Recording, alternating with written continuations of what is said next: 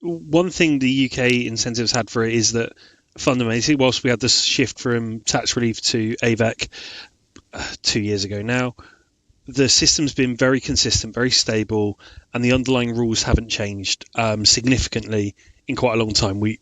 It's well known what works, what qualifies, what doesn't qualify, and whilst we've got our own unique rules and things like that, it's very, very reliable. It's got a great payout rate, so all the stability factors make it very enticing. I think in terms of why productions come to us, I think a lot of that's infrastructure led rather than necessarily incentive led.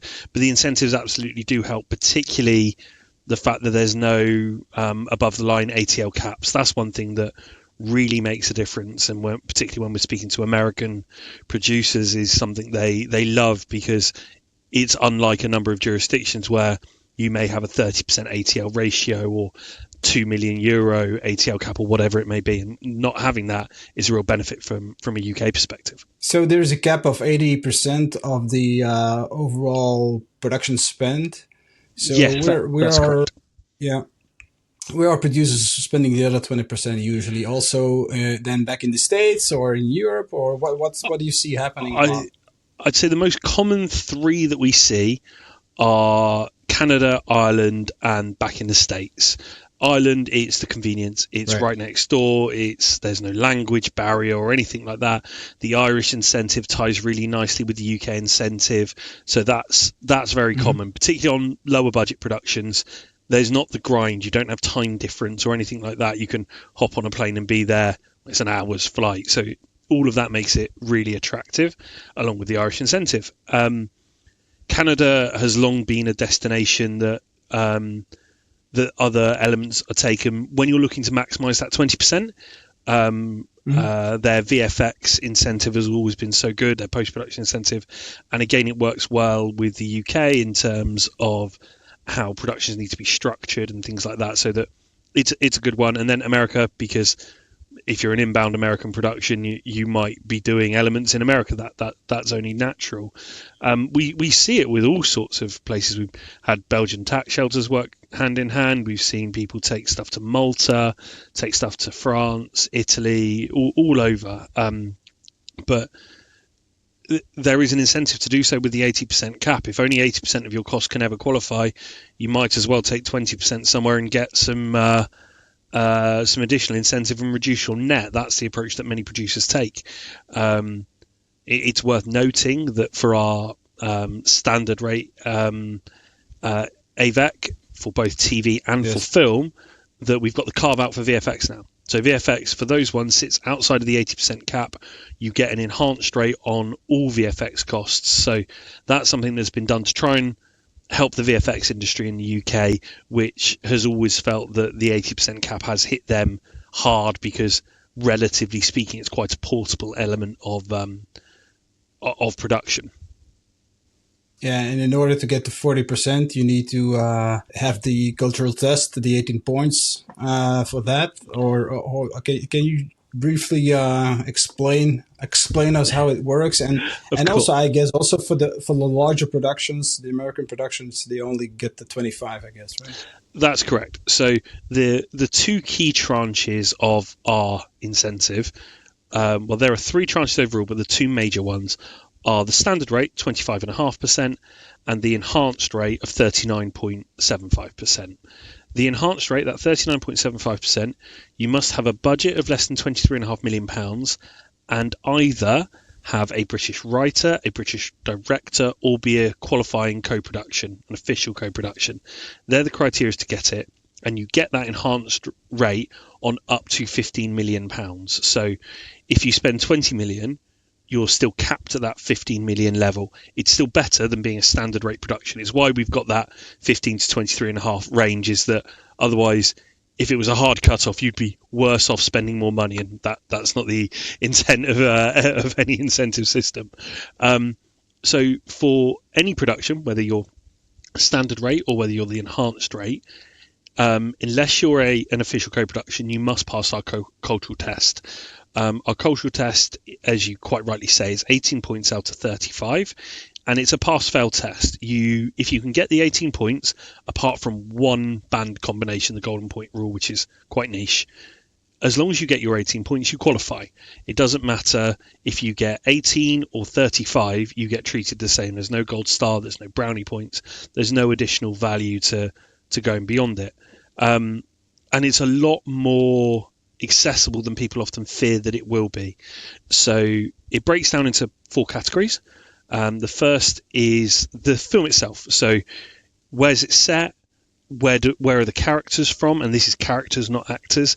Is it a British or EEA story? And is it in a British or EEA language? Now, all of this, as you'll notice, is EEA. Yeah. In theory, a French language film that is set in Paris with Parisian characters qualifies really easily under our cultural test.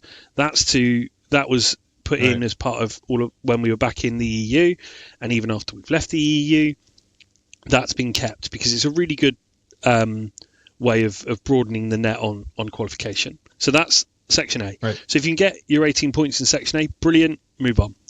Section B is the cultural contribution. So what are you are you exhibiting? British heritage, British creativity, diversity. So any protected characteristic can qualify here, or indeed diversity on other levels, socio-economic diversity or whatever it may be, you can get points for. There's up to 4 points there. Then section C, now we're into cultural hubs. Where did it take place? So you get 52 points if 50% of your shoot, your SFX or your VFX are in the UK, and if 80% of any of those in the UK, you get an additional 2. So up to 4 points there. A point is available for location of bits of post-production. So you've got audio recording, audio post, music recording and picture post. And then the last section is cultural practitioners. Who did the work? So director, producer, script writer, composer. I won't go through every single one.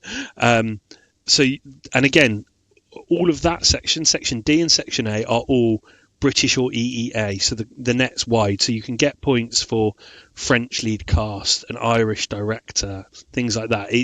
It's much more accessible than people often fear it is when they first look at it, and it's why for unusual productions, we often sit with production for quite a while and go, okay, let's look at this. Let's not assume it doesn't qualify. What ideas do we have that mean we can help you get the points you need in order to qualify? Yeah, right. So I've done many budget myself. I'm not a line producer, so it always goes through a line producer after. But I've done many productions, and I was very with Movie Magic, by the way, of course. But there we go. Yeah, I mean, what you usually do is you create a budget. You start with a schedule and with a itemized list of props and everything, and a shooting schedule. And then you start analyzing the budget. You create a budget, but then also you start allocating to groups, and in each group represents like a jurisdiction, like the UK. UK spent, Spanish spent, whatever spent. So based on that, you calculate you apply a tax credit. But at what point should we come to entertainment partners as an incentive advisor? At what point should we come to you? Because I can imagine if we make any mistakes, we're going to be in big trouble, especially when we're just spending like 20 million or something. Absolutely. So it's almost as a how long is a piece of string thing. What I would say is probably earlier than you think would be my suggestion. We obviously want to help productions get as much money as they can, but it's important to not think you're going to get more. So it needs to be before you're close to locking a finance plan, because if incentive values go up, that's great. Everyone's happy. There's no issues whatsoever. But if they go down, you've got more money to find. So I always think it's worth doing. Once you've got a pretty firm budget, once you know it's going to be in the right ballpark, that's when it's worth coming to us to take a look at it. Because even if it changes from there, and it always does, every film budget changes right up to the point of financial close. We all know that's the case, and that's okay. But at least you then know, okay, my budget is this. If I change it a little bit and it's not UK, it's not going to have much of an impact. But if I pull out £50,000 of UK, then I know it's going to go down. And you can have that in your head alongside, so that you've got that little bit of a guide of, well, we started at this point, we've probably gone down a bit, and you don't have to get us to do every iteration. It's not economically viable, but at least that way you know that the figure you're starting from, the figure that's in there, is at least in the right ballpark. It's in the right remit. And budget reviews are something that can be turned around relatively quickly. They obviously, there's a cost involved, but they're not a hugely expensive element in comparison to doing the actual claim, or when we have to do a formal opinion to a lender. But doing an estimate based off a budget is something we do all the time. It's actually one of the more fun things that we get to do. It's always nice to look at a different budget.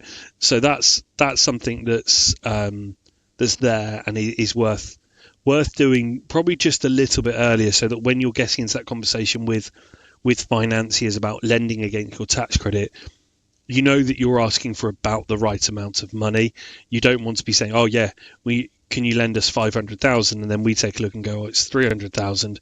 Suddenly that's a big hole you need to fill. The financier might not want to do a lend at the lower value, or whatever else it may be. So it's definitely worth getting us involved early with that, I would say.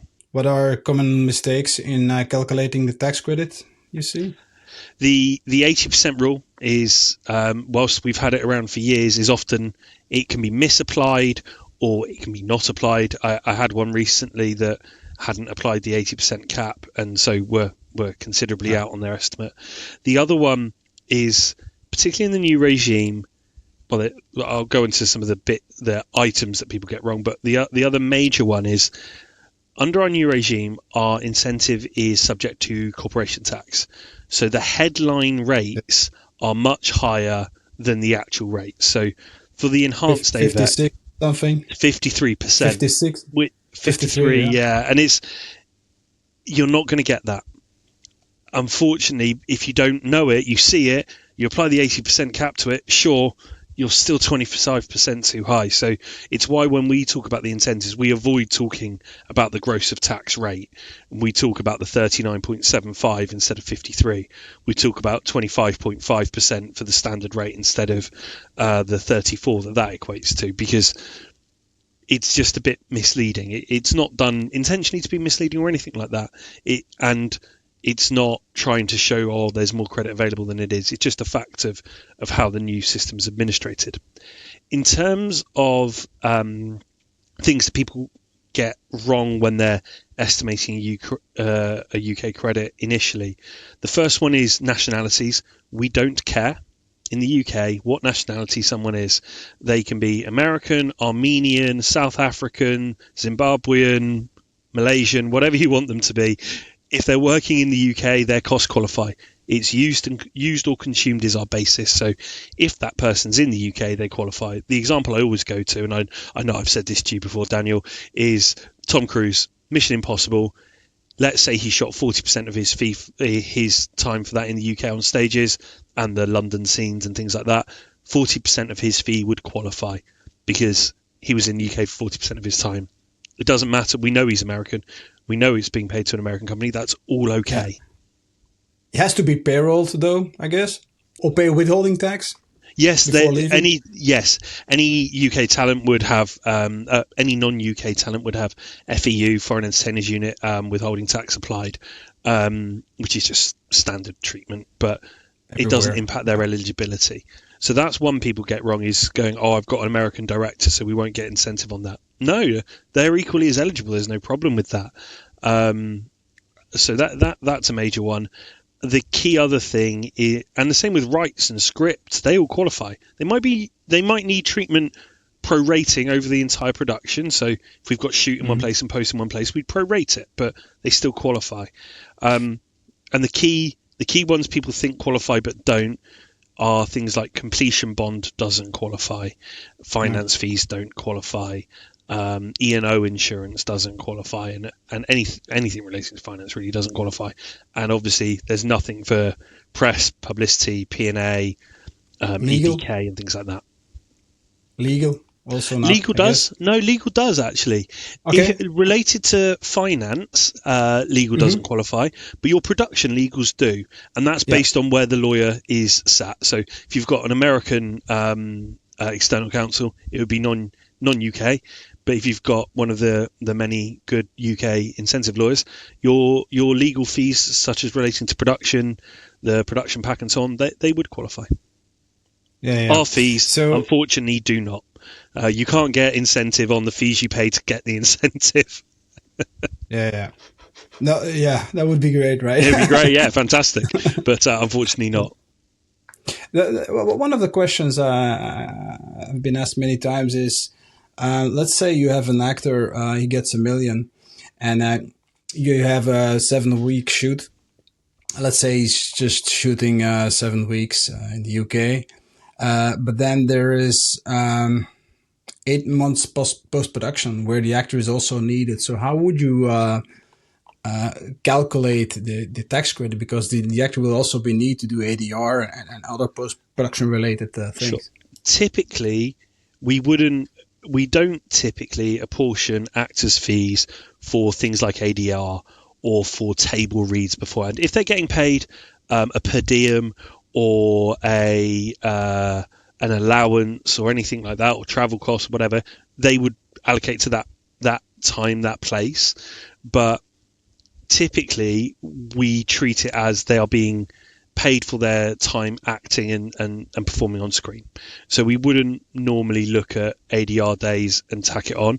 If there are specific carve-outs for fees for it, then we would look at that. But you can't always just go by contract terms, because it can be manipulated. Suddenly the contract says, oh, your ADR's in the UK, your shoot was overseas, but we're going to pay you 50% for your ADR days. Clearly, that's not an appropriate treatment. So we don't typically do that.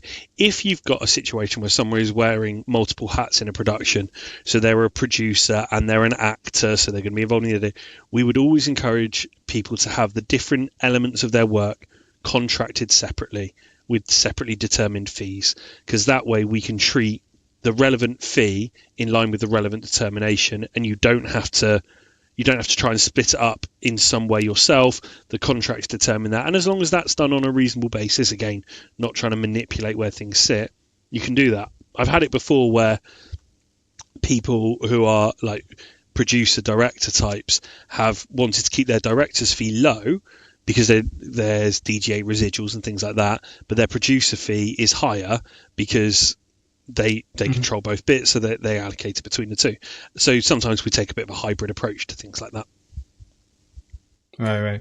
Now, on the timing of the payment of the tax credits, that could vary also, especially right now, because the HMRC is now requiring more information on the creative industry claims, and then Correct. I'm just thinking about the CT 600P form. Can you elaborate a little bit on that, because Sure. that's quite new? Yeah, CT 600P is the additional form they require, alongside the AIF, the additional information form that they brought in with AVEC. It's not that much more of a lift from our side as the advisor. It's all information pretty much that we've already got. It's just more form filling, and it does give HMRC more information to assess the claims. Now, as a taxpayer, I approve of HMRC having more information to assess claims and make sure that all claims are legitimate. As someone who pays all their taxes in the UK, I want my tax spent correctly. HMRC have always had a fairly good record of paying out. They will always, well, in fact, that's unfair. They've got an excellent record of paying out if they believe the claim is legitimate. We've never had a claim rejected, and that's sort of important to say that whilst scrutiny is up, scrutiny and not paying out are very different. So the HMRC have publicly said now there are more inquiries being raised, and they're going to start raising random inquiries, which isn't something they've done before. But that could delay also. It could delay, yeah. Inquiries do delay. There's no question about that. Unfortunately, we're in that scenario. You are dealing with a large government department, so unfortunately, turnaround times are difficult. It's something that has been discussed with HMRC by different facets of the industry on a number of occasions, because the industry moves so fast. There's debt out against these loans. Slow response on inquiries are literally costing productions thousands of pounds a week potentially. So it's something where we're advising in that scenario, we're always trying to push along quickly. In terms of general turnaround times, however, I've got to say HMRC are pretty good when you look at a worldwide standard. Once you've submitted to them, you can reasonably expect to get payment back in 8 weeks. 8 to 12 weeks is what we would normally say as a turnaround time, and in the grand scheme of global tax incentives, that's great. It's also 8.5 weeks whether you submit in January, April, or the end of November. Well, maybe a bit longer end of November going over Christmas, but you get the point that you're not treated any differently depending on where you are in the tax year. We've had some that have paid out in 5 weeks after submission, which is incredible, and great news for productions and lenders and so on. So I think also that's why the UK movie business has a very good reputation, because the government is also pretty consistent in the payouts and all that. If that would be the case, you would be in trouble. Oh yeah, absolutely. And then also the financiers will have to build in a big cushion in order to get you the money. And then you end up with big interest reserves. There's less money on screen. Right. So yeah, no one's got a problem with legitimate inquiries and asking questions. That's what we've got to do to protect taxpayer dollars. But equally, we want things turned around quickly, because that helps. It helps the industry. The quicker claims are paid out, the better. The quicker it can go back into production, the quicker another production can get funded. So it's all positive to that. And we try and make sure that when we submit a claim, we are submitting everything that HMRC are asking for in the format that they're asking, so that we don't have a situation where they go, oh, you missed this form, so you need to resubmit, and then you're at the bottom of the queue. So it's something that we pay a lot of attention to, is making sure that our submissions are really hitting the nail on the head in terms of what's needed and why it's needed, so that we're front foot in providing that information. We've got nothing to hide, so let's make sure we give everything up front. Yeah.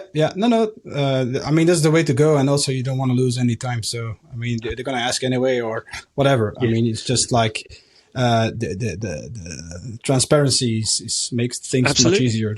Yeah, we can be involved on varying degrees of depths, for want of a better phrase. So we like it when we're involved in as much as possible, because it means more's within our remit, within our control, and we can just make this process go smoothly. So we were talking earlier about doing an estimate. So we'll do an estimate up front. We can help with the cultural test. A simple cultural test, I always say to a production, do it yourself, and we'll review it for you sort of free of charge, just to make sure it's right and help you out. There's no point paying us to do something that you can do yourself really easily. And then if you're getting a lend over it, you'll need an opinion letter, because the financier will want that reassurance. So we can do that. In terms of the claims, I would say for 98% of the work we do, we handle everything relating to the claim. So we'll prepare the statutory accounts, we'll prepare the corporation tax return, and all the elements that go alongside that, and we'll make that submission, because again, we've got the knowledge, we know what's asked for, we know what is needed, we know how to present it in a way that is giving HMRC all the information they need in a nice digestible fashion. We've had some in the past where we've worked with producers who go, no, I just need you to do the calculation for me and I'll handle all the submission. Okay, fine, we can do that, but the risk of incorrect submission is then on the producer, and most of the time it has been okay. But then we've had some where they've turned around and gone, HMRC have come back with all of these questions, but it's all fine. I know what it all is. Like, well, you haven't sent the information in, so they don't know. We normally only take that approach on short films, where we'll sort of be hands off with it. There's a cost element to it, of course, as well. But for larger productions, we want to be in control of that. And normally, if there's a lender, the lender will insist that we are in control of it, because they've got that reliance on us that we know what we're doing with the submission, and we're going to make sure that we're ticking as many boxes as we can up front, so that the submission goes through nice and easily. Right. And that's also a service you offer in the US, I guess? Yeah, so the US is set up a little bit differently, because obviously you've got different states and different legislation in all of those states. So we, EP, can help in terms of incentive administration in an awful lot of the states, and preparing the submission to often it's state appointed auditors in a lot of the US jurisdiction. So we can do that, and we do the same in Canada, where we operate in all the Canadian provinces, territories, and help with the incentive administration there in the calculation, the submission, and the preparation of the packs for the auditors.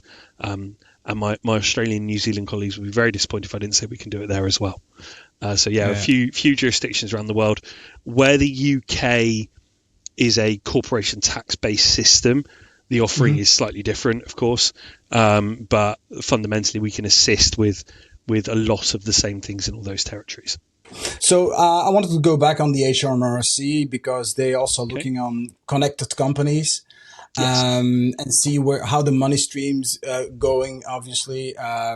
So, I mean, typically a production company would be one entity, and then they would, in order to claim the UK tax incentive, you have to make an SPV.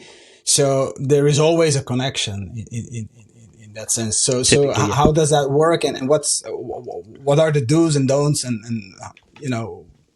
Sure. In general. So the connected party rule, it was made official, for want of a better phrase, as AVEC came in, and you now need to disclose connected party transactions as part of your submission to HMRC. So that's transactions with another company within your group of companies, or another company that's owned or controlled by the directors of the SPV. So just having them as separately owned directly by the same person doesn't get you out of the disclosure. Principally, connected party transactions are completely allowable. There is no problem with that. What you cannot have is a markup to above market rates. Any transaction must be conducted at an arm's length. It must be at a rate that you would charge a third party for the same services.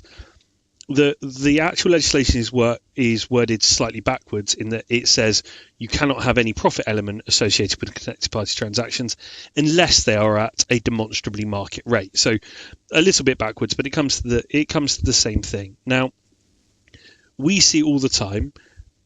You might have your producer is employed by the production company. They get charged down at a rate into the budget.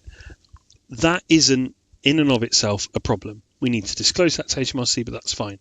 What you can't do is charge £1 million for a producer that is worth £100,000. Clearly, you can't do that, and you use your own money to sort of flow that through, because that is artificially inflating your incentive. I'm clearly using an outrageous example here to make the point. Yeah. But the principle applies there. We've not had any issues with connected party transactions in the claims we've done. And we've done loads with connected party transactions where we work with some companies that have got their documentary makers. They've got loads of editors and edit rooms and things like that in-house, and they've got a market rate card of what it would cost if they were hiring externally, and that's what they use. And it's fully justifiable. They've got people that are on salary that work on different productions, so they charge down their salaries. No markup there. So that's absolutely allowable. Different ways of doing it. One thing you mentioned about flow of money through a production. One thing that has been a very hot topic in the UK recently is so-called post-equity deals, whereby you've got a post house providing services to the company, but also investing equity in the film. In principle, again, there is nothing wrong with the same party providing finance and receiving services out of the budget of the film. In theory, that is completely allowable. Again, what is not allowable is for the cost to be being marked up and effectively the markup being funded by the equity. So I'm going to use a very simplistic example here. If the post costs were worth 300,000, but would build at 500,000, and the post house put 200,000 in as equity, well, the net still comes to 300,000, but they've got 500. They're no worse off. The production is no worse off. The only person that's worse off there is HMRC, because they are paying credit on the 500, not the 300. Now, that's a very simplistic example, and I'm not making any accusations or anything here, but that is what HMRC have believed has been happening to a degree. And it is something that they are very, very hot on, and will, if they get wind of it, in terms of, or within a production, they will raise an inquiry and they will really dig deep on what the value of those post services is. We would encourage, where possible, not to do deals like that, I'll certainly not do it if it's fraudulent. Obviously, that's wildly unallowable. But any post-equity deal needs to be looked at very, very carefully, because everyone's being tarred with a brush here. So if you're going to have one, you need to be certain that the costs that are in there are entirely justifiable. Yeah. No, makes sense. Otherwise, It's you're just definitely one of the hottest topics right now. yeah. I mean, in a scheme like that, just stealing taxpayers' money. That's what's just happening, right? That's not Yeah, what should be. it's such a fabulous it's such a fabulous regime. We don't want it to be abused. Like, you don't, that's not the aim. The government are happy paying out the incentive. There's no issue with the government paying out incentive. They don't want to pay it out where it's not due. Fair enough, but Yeah. it's there as an incentive. I often, when I try and explain to people not from our industry what it is I do, they seem to think that it's like some dodgy tax loophole that we're sort of clawing our way through, and it's not that at all. This is government backed. This is what they want it to achieve. We just need to make Yeah. sure we're using it properly. Yeah. Back to the tax credit for a second. So the interim claims. When does it make sense to do an interim claim? Typically, an interim claim would be done at the end of shoot. If you've got shoot in the UK, we would normally do a claim at the end of shoot, because probably you're looking at incurring 70% of the cost of a film by that point. So let's do it. Let's reduce our interest costs. Let's make that interim claim. It's treated no differently. Calculations are the same. There's no holdback or anything like that. So let's get the claim in and do it then. If you were only doing post in the UK and you were doing shoot elsewhere, you wouldn't typically do an interim claim, because the value isn't there. You're not going to get a huge proportion of your costs qualifying at the end of shoot. So not a financially prudent thing to do. There's no limit on how many interim claims you can do. So we work on some animations that take 3 years to do. So we might do 4 claims over that. We might do 4 9-month periods or something like that, because it helps. It keeps churning the tax credit. It keeps getting money back into the production, reducing finance costs.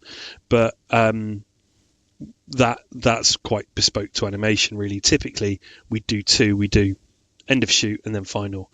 The one exception, sort of, if you've got shoot in the UK to doing an interim, is for lower budget films. So below about 1.5 million ish, and not prescriptive in any way, but as a gut feel, the amount that you would save in interest probably doesn't cover the time and fees for doing the extra claim. So it's something we've done a number of times. If you sit down with a client and go, okay, if we do it, how much interest are we going to save? What period? What's your time worth, as well as our fees? Because it's not just our fees that the cost, it's production accountant time, it's producer time, and all of that. Is this worth doing or not? And if it's not worth doing, okay, let's take a step back and just do one at final. But once you get over that threshold, typically the maths is in your favour of doing an interim claim. The only requirement is you've got an interim certificate from the BFI for the film or TV show, and they are fine to get hold of, as long as you're qualified. It won't be a problem. No, I wanted to ask about the production accounting. So Entertainment Partners has also some technology there that could help. Poor accounting, that's not what you want. It has to be very consistent. And also for the line producer to report every week on the cost report and all that. So can you talk a little bit about that? Sure, absolutely. So our flagship piece of accounting tech is Smart Accounting, which is a fantastic accounting platform. It can deal with single territory, multi-territory projects, and provides excellent functionality in terms of cost reporting and everything you would expect a good production accounting system to offer. We've invested a lot of money and time in it over the past few years and made sure it's appropriately localized to the UK. So things like VAT and things that are very UK rule specific are built into it. It's making tax digital compliant for VAT reporting, which is key, obviously, for any software, and allows you to run your cost reports as you would expect, broken down by company and currency and things like that.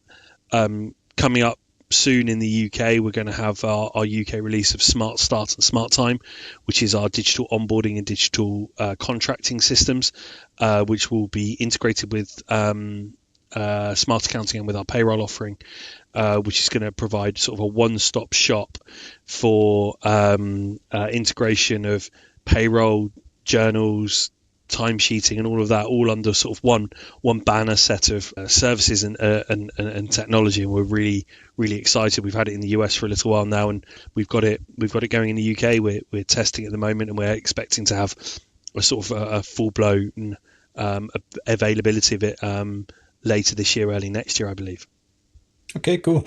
And how does that work with co-productions? Let's say with a European co-production with Spain, Italy. I mean that accounting portion, can that be import synchronized, or Yeah, how so would that work? smart accounting can, in theory, be used for any location. It could be used for Italy and Spain. It wouldn't have as much localization, of course, because we don't have such a presence there. But it can be used without question. You can run that so that you can have your different territories. We've been doing one recently where they are in. Ironically, it's all of our locations. It came to us, but actually works in all of our locations. So we've got Australia, Canada, UK, and US all in the same smart accounting. And I've got clients that use it across multiple locations as well. And it allows you to separate out by country, by currency, so that you can record it in the different locations.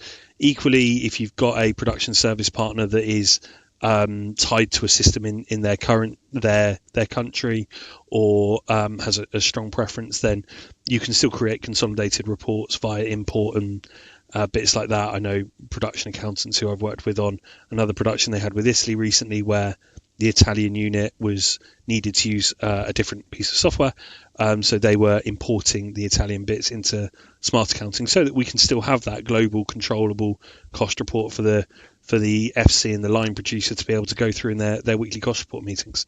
Payroll can be also very complicated. So there you also have everything figured out on the UK side, Yeah, and also in the US. again, similar story already. to the smart accounting. We've spent a lot of time over the past couple of years of really and money of investing in our payroll system. We've got a bespoke payroll engine here in the UK now that is first in class, absolutely fantastic payroll engine. A brilliant, knowledgeable, skillful, quick payroll team who can handle large production payrolls, small production payrolls, and all points in between, with the accuracy and level of service that you'd expect. And the more we've developed the technology, the better it becomes over time, of course. And we've worked on some fantastic projects in the last 18 months that have been really, really good for the payroll team, great wins, and it's something we're really looking to expand going forward and grow. And as I said, with the Smart Start, Smart Time, that links heavily into it, of the ability to have your digital onboarding and timesheeting systems talking directly to your payroll workflow makes a huge difference, and really does allow for ease of data transmission and accuracy of data transmission. So what I see also is there's a lot of co-production with Ireland, like you said before. So there's the language, there's the cultural similarities. So in most cases, I guess post goes to Ireland and then the shoot is in the UK, or also the other way around? From the ones we work on, I'd say it's more common to have post in Ireland and shoot in the UK. I am doing one at the moment that is the opposite way around, because of course I would have an example going the opposite way. But yes, it is more common to do it that way. I think mostly it's just about the facilities and the range of facilities that are in the UK. The one I'm talking about is a very Irish story. It needs to be set in Ireland. You couldn't get away with not setting it in Ireland.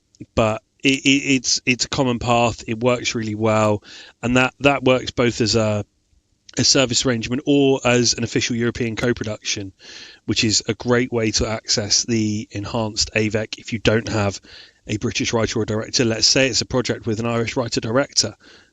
That the official co-production route is how you can get that enhanced AVEC on that production. It's a really valuable alternative route, and one that we're seeing more and more official co-productions. I think we must have 7 or 8 at least on the go at the moment, compared to 2 years ago there were one or two max, because it wasn't a route people went down. Whereas now, as it's getting you that enhanced rate, it is really valuable to go down, and it is something we're seeing crop up more and more. Yeah, I see also quite a few Australians going to, I mean, looking at the UK there's a treaty Yeah, between the UK and Australia, I guess, right? there is indeed. So, and in Australia, there's a lot of soft money also available. So that makes, in my opinion, a lot of sense to combine with the UK. Yeah. Now, if there's a lot of soft money, it also means that there needs to be a lot of spent in that country, of course. So then I guess the VFX and the post-production would make a lot of sense to do it in the UK if it's in an Australian production. Yeah, absolutely. We've got several that we've looked at recently that are exactly that. The Australian incentive is fantastic. You've got the regional ones, you've got the general QAPE, and you've got the PDV for post and VFX. So there's a whole range of soft money available there, which is really valuable. And it again mixes well with the UK. There's no exclusion on it. Again, you can be service or you can be official co-pro. The treaty works well. So there's a lot of different routes to doing that, and it's, again, I think it is fairly popular because there are again cultural similarities there. The time difference can make that one a little bit interesting when you're trying to talk through production notes and edits and things like that. I know a couple of producers who told me they've basically had to change their sleeping patterns when they've been working on a UK Aussie production, but you do what you do to get it done. Equally, I was at an event recently when the Australians Screen Australia came over and Ozfilm, and at the event a couple producers were talking about a co-production they'd done. They were saying in a way it was great because they had constant activity, so one could view it, give their notes, another could view it, give their notes, so there was someone always working on the production at once, which they thought was a good thing in their case. You can do a 3-week-and-a-half shoot instead of 7 weeks then. That might be a little over ambitious. Right. So what I also see on the for the majors, for the big studios, is that there is some production going back to the US also, back to Georgia, or is it still stable in the UK on the big ones? Do you have any idea about that? I'd say from what I see, I think it's stable in the UK on the large ones. Georgia's had some mixed reviews over the past couple of years, but it's still a major player, as is Hollywood. The Californian incentive has been increased year over year since they reintroduced that. But in the UK, we know Warner and Sony have both got big commitments to produce in the UK. Disney are going to continue producing in the UK. So there might be a small pullback, I couldn't say to it, but I haven't seen or heard about major pullbacks from the UK at a big studio level. We've got such good facilities and infrastructure here that it should always be an attractive place to come and produce. There's been a shortage of crew in the UK some time ago. That's all solved. From what I understand, there's crew available. I don't, having never crewed up a production, it would be hard for me to be too accurate on that. But I think every production would always love more crew. Equally, you hear about people not having work, so it's so hard to tell. Yeah. So back to the to the software. Typically the workflow would be create a budget for the line producer. Then when starting production is the cash flow, just controlling the cash flow. Yes. So on the software side, because Movie Magic budgeting is a budgeting tool, where you can calculate, of course, the budget and also the tax incentives and all that. But when and how technically does it work if the production, if the movie goes into the production and the line producer has to really define, like, okay, this is what we can spend this week, okay, next week, and all that. So how does that work technically? That's typically done during pre-prep kind of phase. Often what we see people do is they'll take the export out of Movie Magic to Excel. So they've got the exact columns, the exact rows, they can break it all down, and then they'll start building it out across the weeks into an Excel format. And Movie Magic's already got all the weekly rates in there. So you know what the costs are, you know what your weekly rates are, makes it easy to spread out, you know what periods they're going to be, and build it out from there. Some of the cash flows I see line producers and financial controllers put together are fantastic, are really, really detailed. There's a few things that I would always flag on that are worth bearing in mind. One is about timing of receipt of incentives and how you're factoring that in. If it's being lent to you, that money coming back in isn't going to factor into your cash flow. You get it, you pay it straight back to the lender, so don't rely on that. And the other one is VAT. VAT is a key part of any cash flow. Typically, productions are in a VAT repayment position, so they're claiming VAT back from HMRC. You kind of have to expect that your first return is not going to be administered on time. HMRC are probably going to want to ask why you're getting VAT back. Even if you've submitted all the forms correctly and said you're going to, the natural response of the revenue authority is to go, oh, hold on, let's take a look at it. Now, we've helped productions deal with a number of VAT inquiries, no issues on it. Typically they're resolved fairly quickly, but HMRC are not used to seeing a brand new company suddenly claiming £100,000 back in VAT on their first VAT return. That's an unusual situation. So building in a bit of a buffer for the first couple of returns is definitely something to do. Making sure you get VAT registered as soon as possible is key to that, and get those submissions in. Typically they're done monthly to help with cash flow. It's just the first couple aren't going to come back on time, and I'd always build that buffer into a cash flow from a prudence perspective. Yeah. And at what budget levels should production come to entertainment partners? We can work with budgets of all shapes and sizes.